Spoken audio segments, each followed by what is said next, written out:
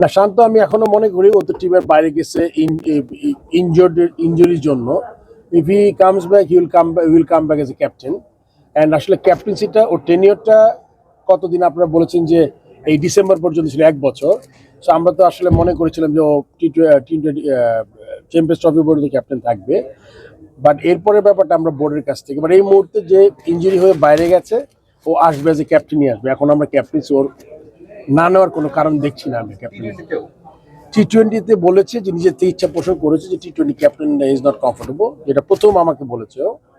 So ওই ব্যাপারে আমরা আরেকজন ক্যাপ্টেন চিন্তা করছি যে ওই জায়গায়, যদিও টি20 এখন বেশ দূরে আছে, আরো প্রায় 6 মাস পরে মনে টি20। সো ওইটা আসলে এই মুহূর্তে আমার একদম মানে এই মুহূর্তের ইস্যু না আর কি। So we can wait for that. সবশেষ শান্তর সঙ্গে আসলে কবে কথা হয়েছে? কারণ আমাদেরকে সে বলেছে যে তার সঙ্গে বোর্ডের কথা হয়নি। আমার সাথে ওর সাথে কথা হয়েছে সাউথ আফ্রিকা ট্যুর হোম সিরিজে ইয়েতে চিটাগং। তার মানে রিসেন্ট কথা প্রবাবল অল্টারনেটিভস লিটন দাসকে এগিয়ে আছে কিনা, কারণ Liton Das West Indies series জিতে এসেছে, ভালো ক্যাপ্টেন্সি করছে। এবং কথা হলো গিয়া আমি সবসময় মনে করি যে ক্রিকেটিং ব্রেইন, মেধা, ক্যাপ্টেন্সি করার অ্যাবিলিটি সাথে ফর্মের কোনো সম্পর্ক নাই। মানে একটা মানুষ যদি দীর্ঘদিন ফর্মে না থাকে তাহলে একটা ব্যাপার। ফর্ম ইজ লাইক একটা ব্যাটসম্যানের আউট অফ ফর্ম হবে, এটা খুব নর্মাল একটা প্রক্রিয়া।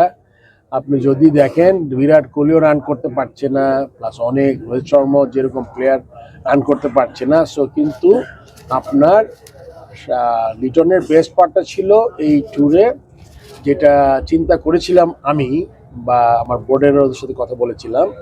আমি মনে করেছিলাম যে অনেক সময় প্লেয়ারকে দুইভাবে হেল্প করা যায়। যদি ওরা ক্যাপ্টেন্সি অ্যাডিশনাল, যেহেতু রান করছিল না ওয়ানডেতে, ক্যাপ্টেন্সি দিলে অ্যাডিশনাল ইয়েতে একটা রান ফর্মে ফিরে আসতে পারে। বাট ফর্মে ফিরে না আসলেও অ্যাজ এ ক্যাপ্টেন সে খুব ভালো ক্যাপ্টেন্সি করেছে। এটা একটা বিরাট গুণ একটা ক্যাপ্টেনের।